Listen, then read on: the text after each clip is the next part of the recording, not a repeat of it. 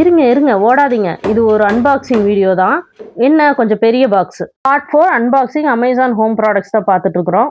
இப்படி கஷ்டப்பட்டு அசெம்பிள் பண்ணிட்டு இருக்கிறது ஒரு டிவி யூனிட் ஆர் டிவி கேபினெட்னு சொல்லலாம். இது என்னோட டெலிவரி அட்ரஸுக்கு இன்ஸ்டலேஷன் சார்ஜா ரூ. 1250 போட்டிருந்தாங்க.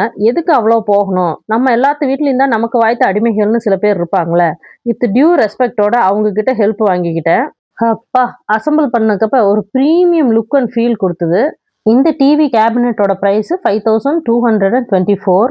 இது நம்ம டிவி வைக்கிற ஏரியாவை நீட்டா ஆர்கனைஸ்டா வச்சுக்கிறதுக்கு உதவும். சைஸ் வைஸ் எங்களோட இந்த சின்ன டிவிக்கு இது ஓகே தான். பட் கொஞ்சம் ஹைட் அதிகமாக வச்சிருக்கலாம்னு எனக்கு தோணுச்சு. இந்த ப்ராடக்ட்டை நீட்டாக தொடச்சி எடுத்துட்டு இதனோட லுக்கை இன்னும் கொஞ்சம் என்ஹான்ஸ் பண்ணுறதுக்காக வீட்டில் இருக்க திங்ஸை வச்சே நான் இதை ஆர்கனைஸ் பண்ணேன். இந்த ஆர்டிஃபிஷியல் பிளான்ஸை வச்சதுக்கப்புறம் இதனோட லுக்கே கொஞ்சம் மாறுச்சு. இது என் ஹஸ்பண்ட் என்னோட என்கேஜ்மெண்ட்டுக்காக கொடுத்த ப்ரெசென்ட். 14 வருஷமா காப்பாற்றி வச்சிருந்து இப்போ தான் வெளியே எடுத்திருக்கேன். இதை ஆர்டர் பண்ணுறதுக்கு என்னமோ ஹஸ்பண்ட் கிட்ட ஃபர்ஸ்ட் திட்டு வாங்கினேன். பட் அசெம்பிள் பண்ணதுக்கப்புறம் ஏய் நல்லா இருக்குப்பா அப்படிங்கிற அளவுக்கு அவரே ஃபீல் பண்ணாரு. இதை அசெம்பிள் பண்ணுறதுக்கு என் ஹஸ்பண்டுக்கு 3 to 4 hours எடுத்துக்கிச்சு. ஸோ பெட்டர் நீங்கள் installation by verified experts Amazon ஆப்லேயே புக் பண்ணிக்கிறது நல்லது.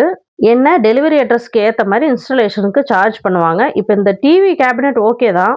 பட் இந்த டிவி தான் மாற்றணும் போல இருக்குது. கொஞ்சம் பெரிய டிவி வாங்கலாமா?